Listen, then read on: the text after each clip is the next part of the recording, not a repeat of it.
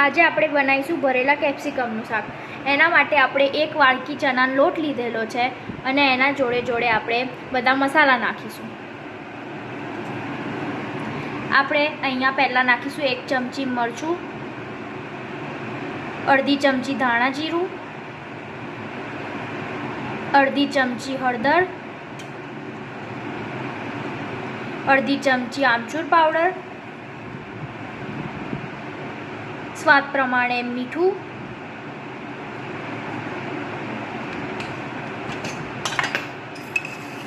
અને स्वाद अनुसार खांड। जेने खांड वधारे जोईए ए खांड वधारे नाखी शके, जेने ओछी जोईए एने ओछी नाखे। तमारा स्वाद प्रमाणे तमारे खांड उमेरवानी। आ आपणे नाना केप्सिकम मरचा धोईने लूछीने सरस कोरा करी नाखवाना छे। पहेला केप्सिकम ने आपणे आ रीते कट करीशुं।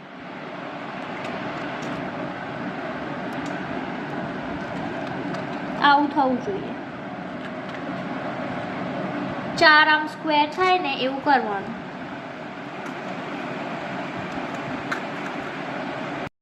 જ્યારે આપણે કેપ્સિકમ બધા કપાઈ જાય એટલે આપણે પહેલાં બનાવેલો મસાલો એ આપણે ભરીને આપણે એને તૈયાર કરી દેવાના।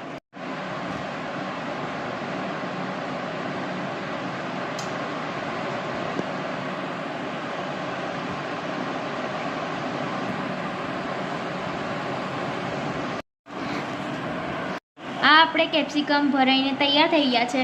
હવે આ આપણે મસાલો વધ્યો છે, આપણે જ્યારે શાક બનાવીશું ત્યારે આ મસાલો એમાં વાપરી દેવાનો। આપણે એક લોઢિયામાં 6 થી 7 ટેબલસ્પૂન તેલ મૂક્યું છે અને પછી આપણે ધીમે ધીમે એક એક કરીને બધા મરચાં ગોઠવતા જવાનું।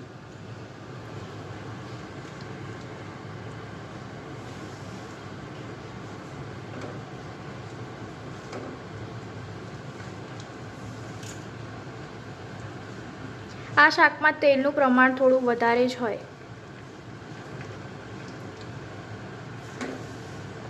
जेम मरचा तमे गोठवी दो एटले एना पछी एक थाળી ઉપર આપણે પાણી મૂકીને એને ચડવા દઈશું। આવી રીતે આપણે શાકને ચડવા દેવાનું।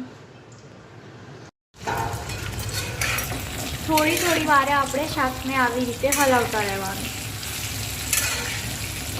જ્યારે થોડા કેપ્સિકમ ચડતા થાય એટલે પછી આપણે જે પેલો વધેલો મસાલો હતો એ આપણે આમાં નાખી દઈશું।